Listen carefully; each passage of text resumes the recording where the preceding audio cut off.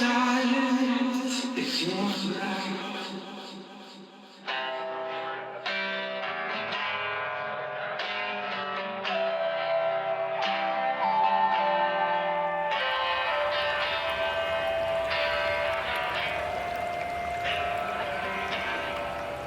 This is a story hard to tell.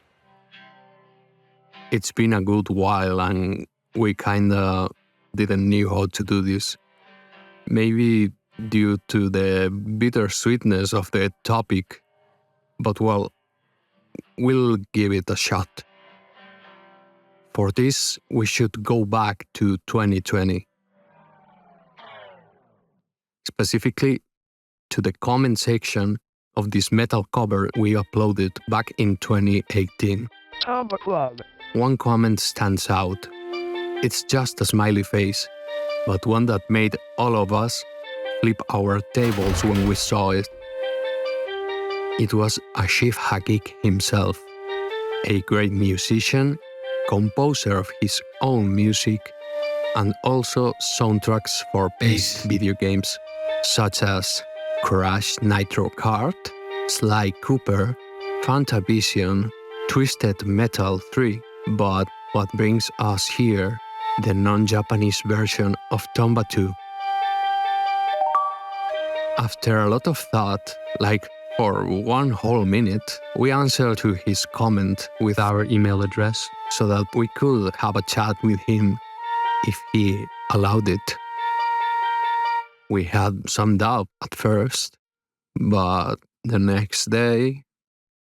You've got mail.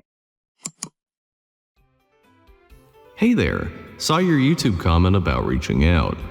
Ash. We were bamboozled, befuddled, basinged even. Disclaimer. This person is using these words without knowing what they mean because they sound funny. This practice is not okay, and you shouldn't do the same. So without any delay, we went to the Discord as a lightning to wonder, what should we ask him? Having in mind we are just some fans doing some stuff, some whoopee stuff if you will. So after incredibly professional discussion, hello Ash, thanks for reaching out. My name is Atonoxy. We, the Tomba Club, are a group of fans dedicated to get the most of both games. We also love your work. When we saw your comment in our video, the hype was so big. Love your song Safe. It's so good. We would like to know everything you can tell us about Tomba and your relation with it. Here are some questions that we have wondered for a long time. Hey, Atanok. Sorry it took me so long to reply. Thanks for the compliments on Safe. It's a really important song for me. So, how was it working with Whoopee Camp? I didn't get to work directly with Whoopee Camp much. SCEA had decided they wanted to localize the music for Western markets and began searching for people to do the work. When I got the gig, I only had one small interaction with them, and that was mostly secondhand. It was just to see if I was right for the job, and they liked what I was up to, and we moved forward. Do you still have uncompressed files of the soundtrack? I just today found a large CD full of old backups, and I believe there is a disc full of 44.1K versions of the music. The game audio was 32K, I believe. It's not really much different, though I'm hoping once I go through it, I can find an unused track that I used to like. Did you meet Tokuro Fujiwara? I did not. I really wanted to, but we couldn't work out the logistics for something like that. Can you give us any info on what you use in terms of synths, DAWs, etc.? Tomba 2 was my first game soundtrack, so at the time I didn't know MIDI all that well. I've been a recording engineer for a few years and mostly worked with live audio. The game was trial by fire. I had to learn sequencing, samples, synths, and romplers very fast while working on that game. The gear was mostly sounds from my Roland XP80 with the pop, orchestral, and world expansion boards installed. I just installed Cubase VST3 on a Umax Power PC/Mac clone, and started learning. This was before I got into Giga Sampler, so I'm pretty sure everything in the game was from the XP80/JV sound set, some live instruments, and voice. I believe I even sequenced the intro's drums on the keyboard itself. Where do you get your inspiration to compose? It's really different for different music. Early on, I just wanted to make music for the sake of making music. I used to play in bands because it was fun. Then working, it became a challenge to meet deadlines and also learn a new style of music and mimic it. Then, it became about finding something personal to invest in and sing about. How much direction were you given composing the soundtrack? Were you told to archive a certain sound or feel? Or they gave you creative control to do what you saw fit? The first question was, could I do calypso music? That's really all the direction I was given, and I forged through trying to make something that would give a sense of calypso, but also pull from platformer music we've heard before: Mario, Crash, Spyro, NES Disney games, etc. And you can never really get rid of early Final Fantasy influence with me. Do you know why the decision of a different soundtrack for outside of Japan was made? I'm not entirely sure. I believe they were feeling that the Japanese OST still had too cutesy of a sound, and its fidelity wasn't taking advantage of what US audiences expected from CD-based games. Okay, so the relaxed conversation song, we love it. Definitely a classic. Tell us more about that song, please. I mean, it has that risky time signature, which I personally adore. How did you get that idea? Oh man, that cue? I'd really prefer if you'd be quiet. There's a story behind it, actually. I originally wrote it for a whole different sound set. The lead flute was a different sample, but being my first game, I was very scared of being sued by Roland if they learned I'd use their sound source as the base of the internal sound chip's music. So near the end of production, I replaced the sound set with another that was far inferior. One of the problems that arose was with the replacement, something made that cue far louder than it originally was. It ended up being the only thing in the game I was really disappointed in with regards to implementation. With the original sample set, the cue was the same melodically, but felt better and less annoying.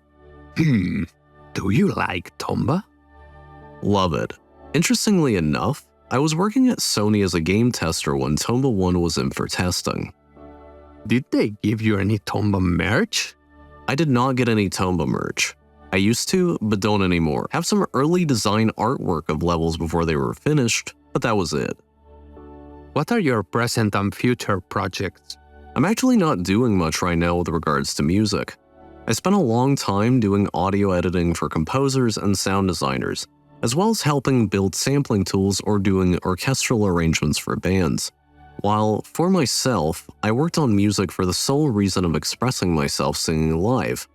Then, a few years ago, life got in the way in a pretty bad way. I lost quite a bit of my stuff, so I'm currently without musical instrument or composing rig at all. I've been mostly spending time regrouping lately with my theory, and may get back into doing some orchestral work again. I miss it a bit, so I just had to figure out a way to build a new rig and get back to it.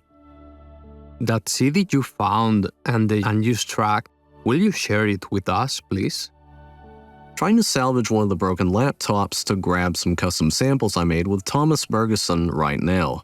I'll be going through the archives over the next week or two, so I'll let you know what I find. I'm not sure the lost song will be there. It was a precursor to the Kajara Ranch song, but I remember liking it a bit, it just didn't fit. It's the only one I kept on the side, but it still may be lost since it has to be on a data disk, and those may be corrupt.